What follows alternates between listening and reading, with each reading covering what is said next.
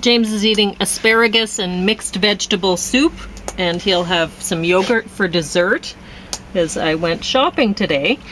And I'll talk about that in a little bit. I'll talk about being human a little bit more, and I'll talk about these other things, and I've added one more to the stack, and that's hacking your mind. And I think that's a good thing to talk about today. So we ran out of battery time yesterday, so I didn't get a chance to talk about some of these things at the bottom of the stack that really aren't that important to me. But I'm going to read a poem first, and this one's another poem that was inspired by listening to Being Human, that great course. This one's called 80-Year-olds Eating Sushi with Tongue Studs. And that's a line that he used in one of his lessons, and when he said that, I laughed and laughed because it was just a great image. And I'll talk about what he was talking about before he said that.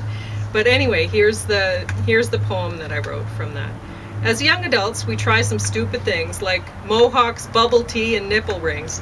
All teens rebel from what mom says is best. Teen brains encourage them to leave the nest. Their parents did the same as them, no doubt. A part of growing up is growing out, escaping out of homes that parents make. It's natural.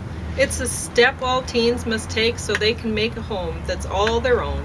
Well, with a mate. Teens rarely stay alone. Their brains don't let them stay alone for long. While growing, we make choices that seem wrong when looking back at them in years ahead. These moral failings help us care instead of just ignoring teens in need of aid. We're kind because of choices that we made in younger years that left us with regrets. We hate it when our growing daughter gets a rebel boyfriend and a new tattoo, but know that it's the natural thing to do. Teens acting freaky doesn't freak us out. If grannies did those things, it would, no doubt. So, I'll talk about this just briefly, the lead up to, so the insula cortex does sensory and moral disgust. If you hold something cold in your hand, you'll behave more selfishly. Anterior singular cortex, empathy, your brain has trouble distinguishing between literal and metaphorical pain. So if you're reading a book about pain, you actually feel that way. Depression, psychic and somatic pain. I guess it's both. So, or it could be either one. If someone's hand is cold from holding a nice coffee, they are assessed as having a cold personality. If someone's hand is warm from holding a hot coffee, then they're assessed as having a warm personality. If they did a study where there was a person who dropped some books or something, and he had been holding a nice coffee, and then this is people helping them how they perceive this person, right? So anyway, but it could be anything. It could be a handshake or whatever, how you perceive. But you're driven by moral failings in the past to help people in the present and future. And I want to talk about that a little bit because I think that the parameters of their experiment were actually wrong. What they had done is they had, you're going through past associations and feeling bad about things in your past, and then all of a sudden they say, okay, you can wash your hands and rid yourself of all that anguish, just get rid of it. And so they do that, and then the second part of the experiment, somebody comes in and drops some papers on the floor, and people aren't likely to help pick up the papers once they're rid of this moral guilt, once they're rid of their past, regrets about things. Well, it could just very well be that they've just washed their hands and they don't want to get them dirty again, right? I mean, that's what I would be thinking. I just washed my hands. I don't want to help this person clean up this paper. They're perfectly capable of doing it on their own, and my hands are now clean. I don't want to have to get up and wash them again. That's what I would be thinking, right? Especially after I've just went through a horrible thing of thinking about all of past regrets that I didn't want to think about. I'm not very happy still about that. And now there's somebody you want me to dirty my hands up? No.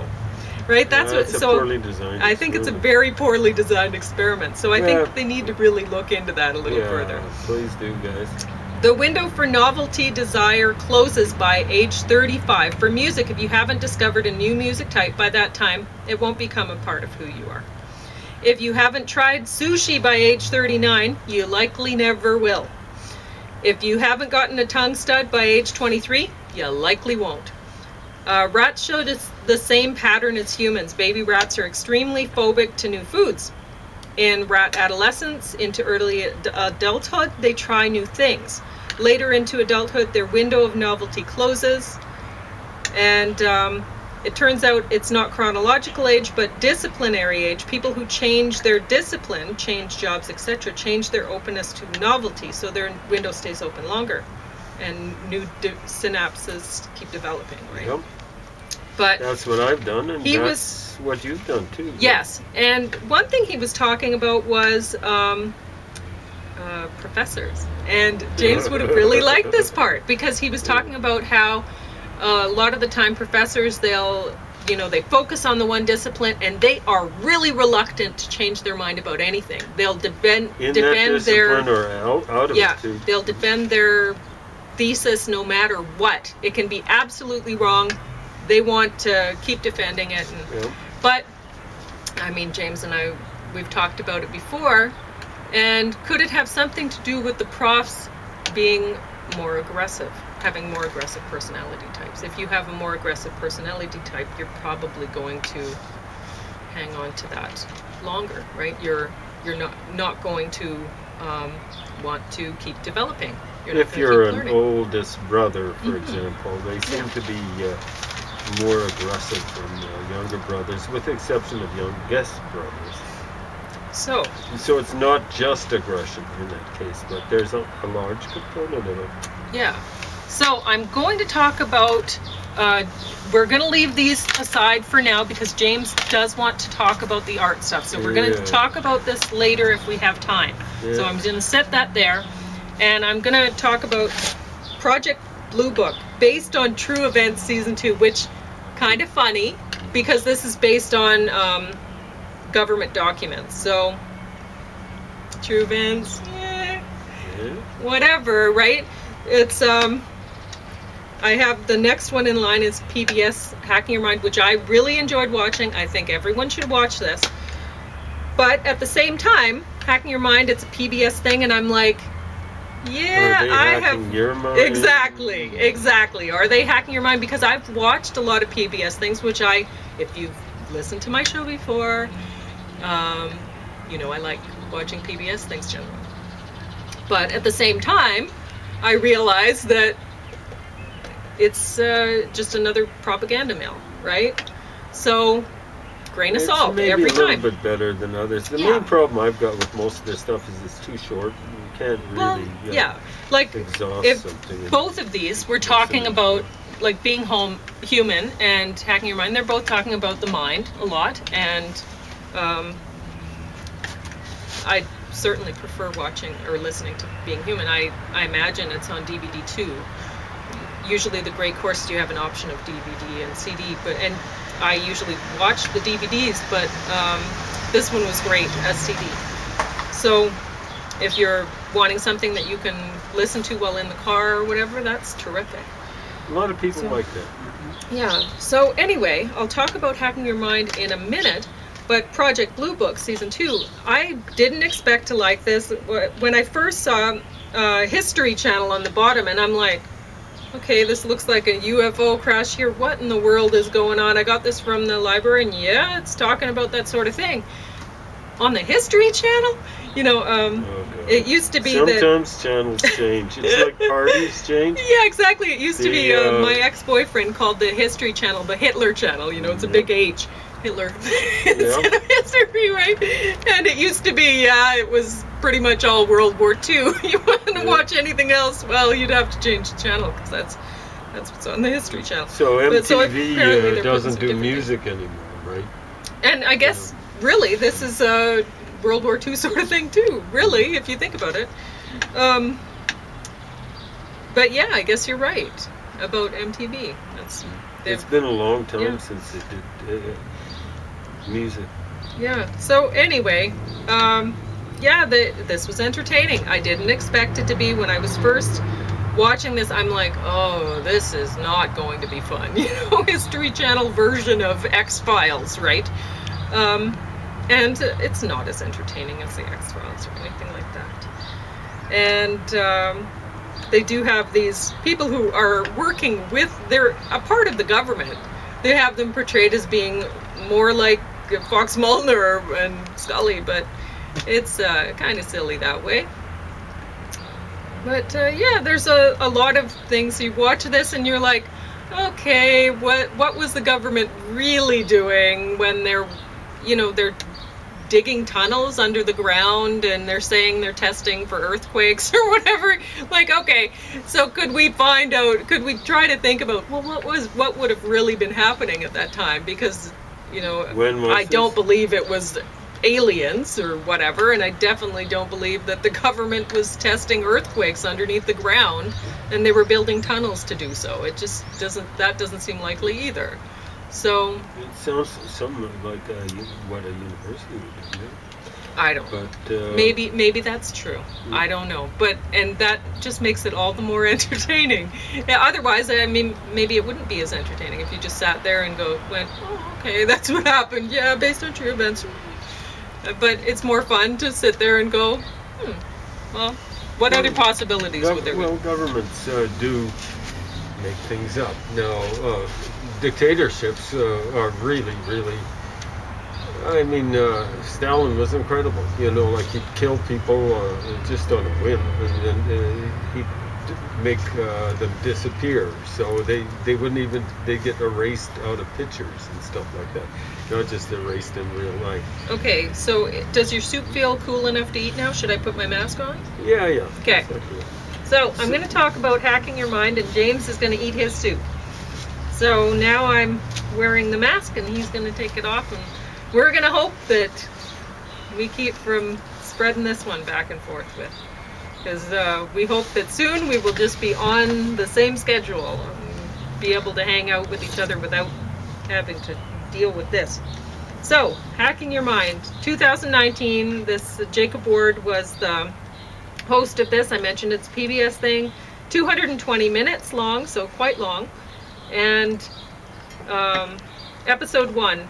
When we don't know which answer is the right answer, our brain anchors to the last number we saw. You might guess that the number of African countries in the UN is between 10 and 65%. But if you said the number 10, or if you saw the number 10 before you guessed, your guess would be closer to 10 than 65. If you saw 65, your guess would be closer to 65 than 10. So, and I guess that's like not just seeing the number, but if that's your reference point, right? If somebody is talking about 10 or whatever, that's your reference point, then you go, okay, well then it's about, it's close to there, whatever. So this is an implicit bias test, which I have never done before, but I love doing tests online, so I will. 75% of white people show an implicit preference to whites. 80% of people associate more negative traits with old people than young people. Apparently, it's just common. You don't realize you're doing it. Like, he was doing the test, this Jacob Ward, and he's like, well, I don't like young people very much. So, and it turned out, actually, he preferred young people to old people. I guess it's just a common thing. And this test is designed so it's trying to trick your mind into actually telling what you actually feel. So we'll see what happens when I take it. Episode 2. We're more sensitive to losing than winning. Loss feels worse to a greater degree than winning feels better. Extended warranties are a bad investment, yet we're sold on them. Episode 3. We seem to lack a filter for bad social disinformation. Nearly every animal species scientists have tested where disinformation was given as a part of the steps to get the treat were ignored. With most species, the animals only did what was necessary to get the treat. They'd watch the person doing all sorts of other steps that were just trying to distract them and make them think that, oh yeah, this is a part of the process you need to do. But the animals would watch and go, okay, yeah, I see what I need to do to get its treat, and I'm just doing that.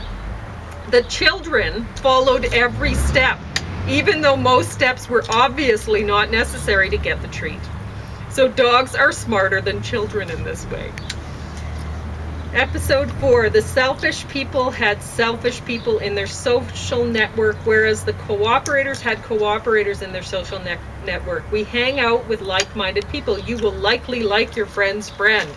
So, and they did other tests, like I guess this was a study, they were giving some people in a tribe that they were a nomadic tribe that moved around, and so they were able to test, well, these people moved around a lot, so they had the option of, well, I'm going to be changing homes to a different place, so I'm going to choose who I want to live near, right? Who I want to hang out with, because they're moving around a lot. So it's not something like you're having to go to a job and you might hate those people, you don't want to be with them, but that's your job, you have to go there, whatever. Different kind of situation. So this nomadic tribe was tested because they have the option of hanging with who they want to more than most people would. So they're given these sticks of honey and they're told, okay, well, you can keep all these, you're given 4 sticks of honey, you can keep as many as you want for yourself, or you can put it into the bin where the community, it's just given out equally amongst the community. So there's selfish people, they were taking the sticks and they'd maybe put 1 stick in or whatever, right, in for the community, and they'd keep the 3 for themselves. And then there's the cooperating people that they would sometimes they'd put all the sticks in the bin. They were just like, oh, well, we're all going to share it equally afterwards, so whatever, right? And I'm sure the selfish people were thinking, oh, I'm a smarter person because I'm keeping 3. And really, who is? That's a lot of the time with aggressive people, they think that passive people are stupid, and that's why they do what they do. But if you don't act fairly, if you don't treat people fairly, then they're not going to want to hang out with you.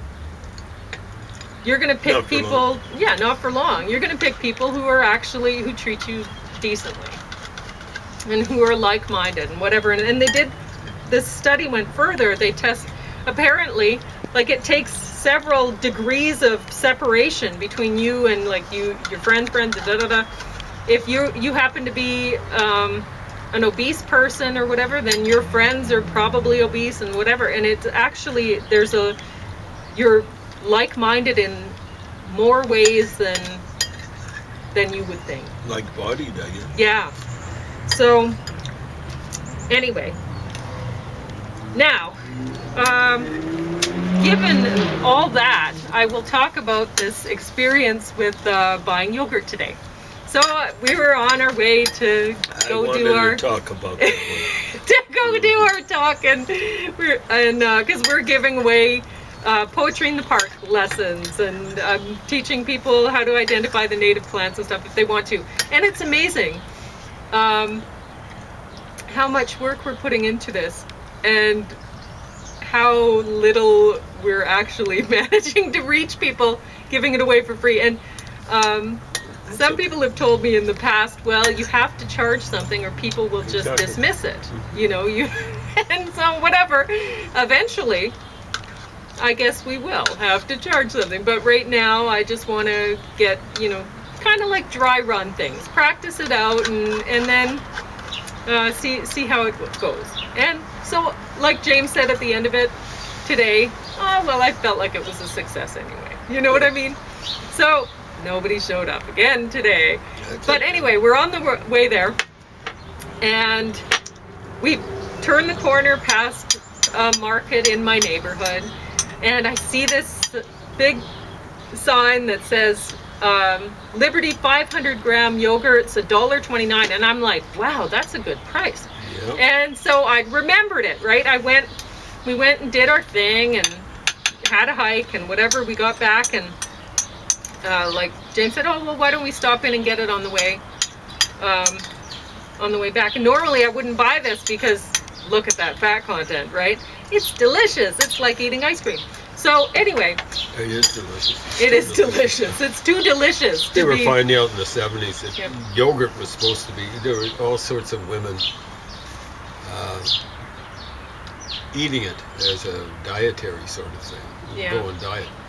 But they were saying, no, the average yogurt's got so much sugar, in it And that, fat and whatever. So It's anyway, not going to help you out there. It's a problem. yeah.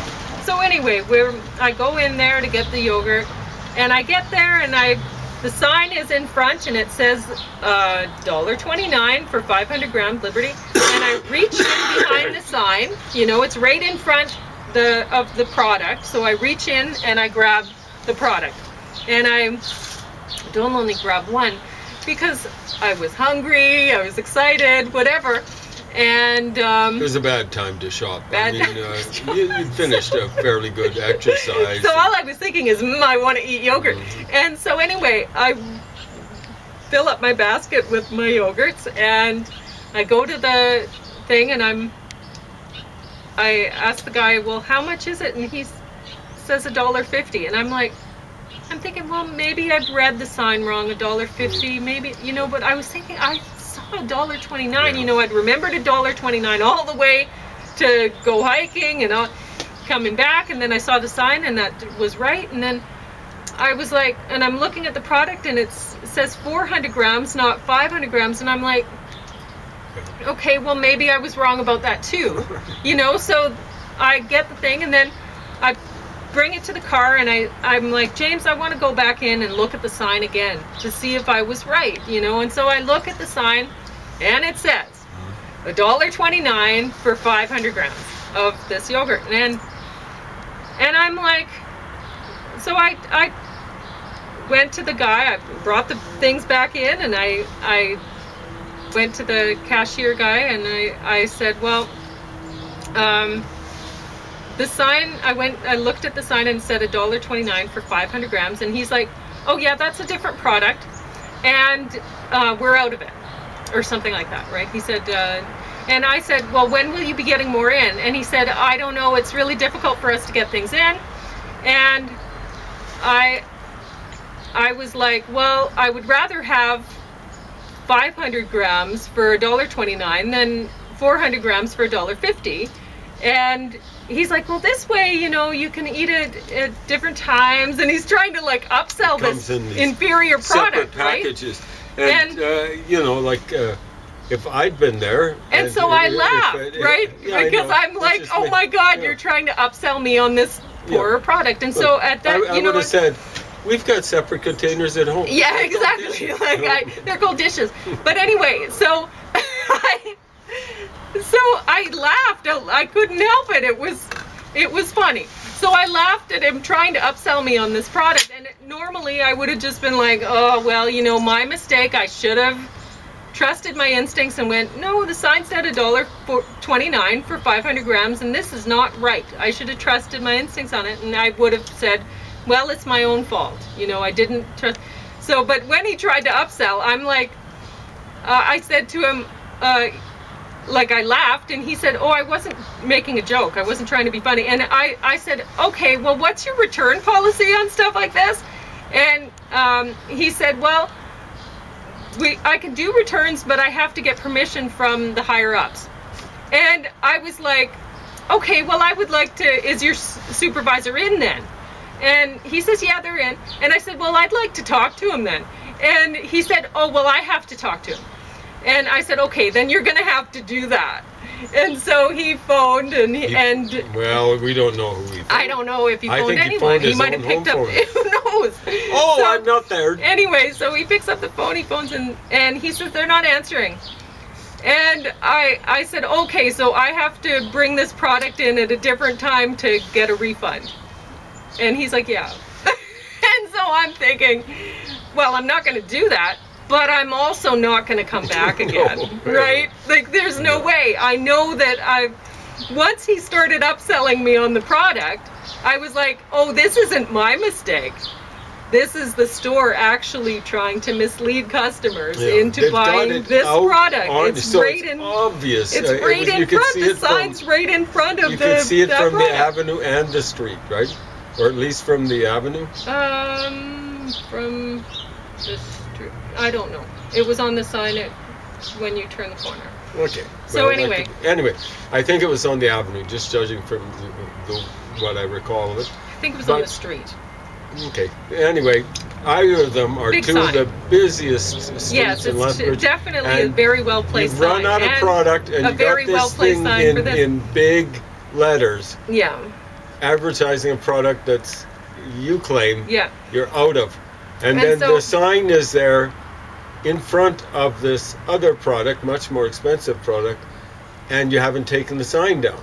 So with numbers, like the guy on Hacking Your Mind was talking about, we don't actually think about the number that well. And he was talking about car lots and how they'll have the price there, and you don't really know, well, is a Toyota Corolla whatever supposed to be this price or that price, and you're thinking, well, you know, if I'm offering less and I've offered this amount and I'm getting a good deal. And he says, actually, you're probably offering exactly the price that they triggered you to offer when they put the certain higher price on there. You know, because our minds just manipulate it that way, and people know how to manipulate us in certain ways. So In this case, is it just was another- a double manipulation. yes, What but they did is they had a higher price yes. for less product. Yes, so Yeah. then you're thinking, And- okay, 400 grams, 500 grams, that's not much difference. And you're thinking, $1.29, $1.50, well, that's not much difference. But you well, add it the two actually up. is. And I believe it's over 40% difference. So you want to pay $1 Yeah, per unit for one product, a different product, and for the same product you want to pay Yeah. $1.40? I don't think so. So- It was close to 50% higher yeah, on my calculations. And the funny thing is, I managed to do the mental calculations in the car. But, you know, it's tough when you're on your feet. Shopping, you got other, you know, you're thinking about this, that, and the other thing. Many people have a mental and you're very hungry. shopping list and stuff You like really want to eat yogurt. that. Oftentimes people will shop after work or something like Yeah. that. They're all stressed out. So Yeah. it's this is one of the most shameful Yes, so things I've ever seen. You know, I it's, won't be, like, it's the in sort my of thing you expect neighborhood, from and someone like Brian Mulroney. Or I- something like that. I don't go there. And I guess maybe years ago, like I've been living here for, well, over 20 years now, I suppose, hey? So, Well, yeah. So well anyway, over. It's like 25. yeah. So I've been living here quite a while, and I don't go to that store. And probably something happened in the past Yeah. that I don't remember, Yeah. and now it might take me another 25 years before I decide to go back there, before I've forgotten, oh yeah, this place sucks. Sometime around But- 2050. you should be Yeah, back. maybe. Yeah. So really, they don't win. Yeah. When they Stupid. when they con people, you get the sale rate now, but Yeah. Some people just think because they own a business that they're business guys or business gals or whatever.